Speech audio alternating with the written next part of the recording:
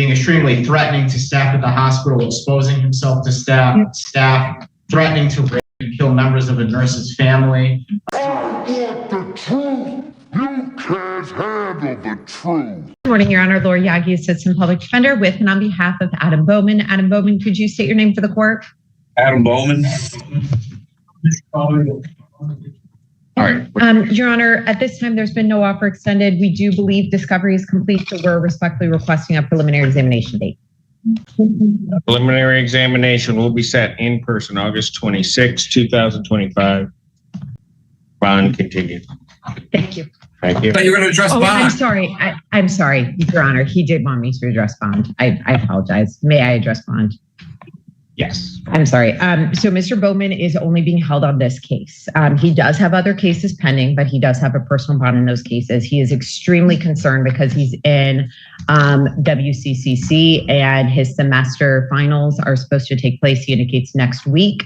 And he's very concerned that he has a Pell Grant, and if he's not able to complete his finals and complete his courses, he's concerned about the implications in terms of his further education, as well as his Pell Grant status. He really is highly motivated to continue his education. He's willing to do a GPS tether. He's willing to stay away from the University of Michigan Hospital, which is where this allegedly took place.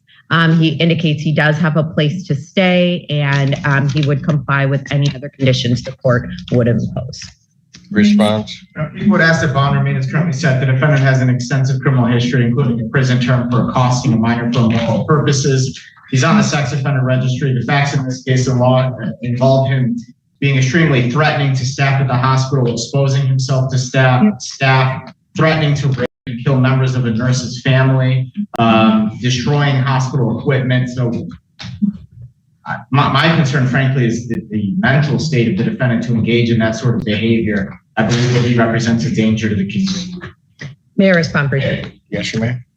So he is on medication now. Since he's been incarcerated, he has been seeing CMH here in the jail, and he indicates he is taking his medication and he is stable. And I asked him, would he follow up with CMH, or what would his plan be for continuing his treatment if he was able to be released? And he indicated he would follow up with CMH, or he'd go to Packard Health.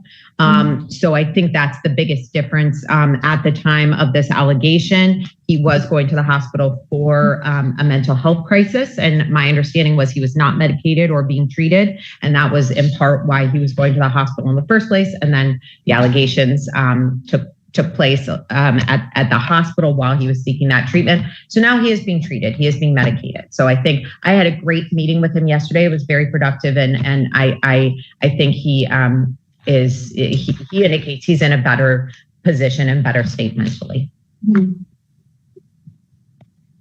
Well, the examination is to take place in approximately 12 days. I am disinclined to change the bond given the allegations that have been made. So most not guilty by reason of insanity. Alrighty then. Most bond reduction is denied. Thank you, Your Honor. Thank you.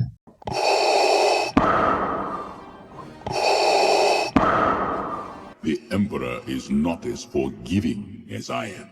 All right, court is calling 2024 State versus Timothy Zapata. Mr. Zapata? Sure. All right, you entered a plea on February 25th to count 1 of guilty. State waived count 2 without objection. According to the plea bargain agreement, punishment is to be assessed at a cap of 12 years. There are no applications. Any witnesses, state? No. Defense, any witnesses? Yeah, it's just my client. All right, could you raise your right hand for me, please? All right, you can lower your hand if you'll state your name for the record. All right, defense, you may proceed. Timothy, would you tell the judge about your issues with drugs? I've been on.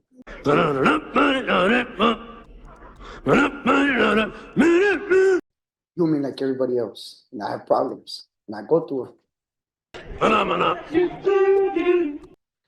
In the beginning, I was only using probably like maybe a gram, maybe a day, but then I started using more.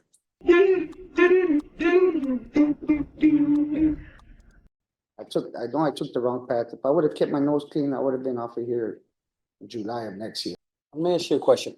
So I'm sure the judge is thinking the same thing. So if you knew you had a drug problem, why didn't you seek help while you were out? I did in AA, and I tried my best to cooperate, but like. So I couldn't really get help. For the most part, I was just worried about my drug addiction. And I Why did started, this result in you cutting off a monitor? one day when I went to work, back to work Monday morning, during lunchtime, my PO got a hold of my boss and told me that I had a warrant. That if I wanted to turn myself in, that I would do so by 5 o'clock. But since I've been up days on drugs, I kind of flipped out and just took it upon myself just to run with it. And I didn't want to get locked up because I knew I was going to get locked up no matter what. And I figured that I'd just run and see how far I could get, because I didn't want to go back to jail. I didn't want to come back to prison. So you understand that the only options the judge has is the amount of time she sentences you to, right? Yes, I So understand that. what are you asking the judge to do? I'm seeing if she would have leniency on the sentence. And I know she's a fair judge, and I know you're an honorable judge, and not give me that length of time that's on the table. Give me the help that I need, and send me the programs that I could. I never asked for a program before or asked for help, so it's never been on my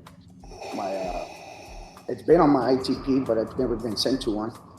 So it's like I've been, like if I've gotten kicked out of Okay, so prison. let me just tell you something so that you can be aware of this. Yes. Your attorney knows this.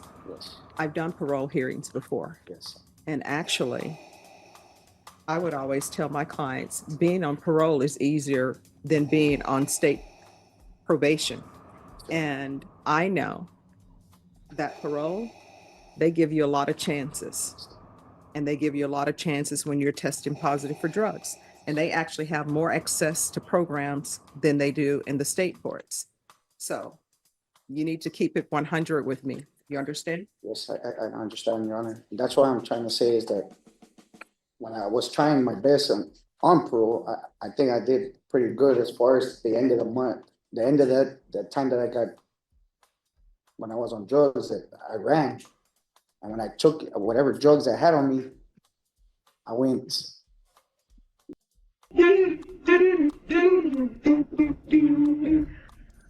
Judge, I'm gonna, the state can ask you questions.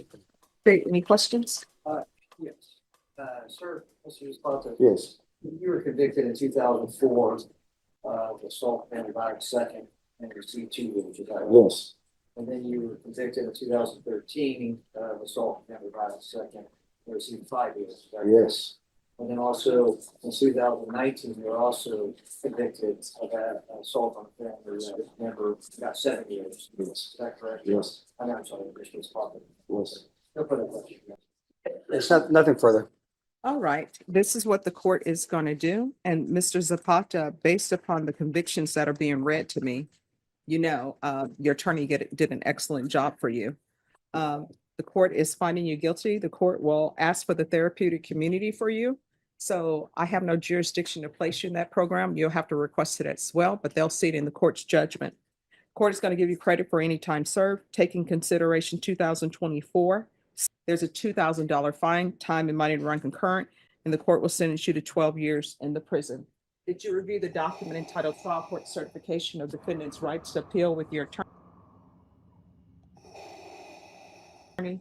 Did you understand it and sign it? All right, because this is a plea bargaining agreement, because I followed your agreement, and because you waived your right to appeal, you do not have the court's permission to appeal. Because this is a felony conviction, you're not allowed to own or possess any weapons or ammunition. If you have a question over what a weapon or ammunition is, you'll need to speak to an attorney. Do you understand? All right, good luck to you. Thank you, Judge.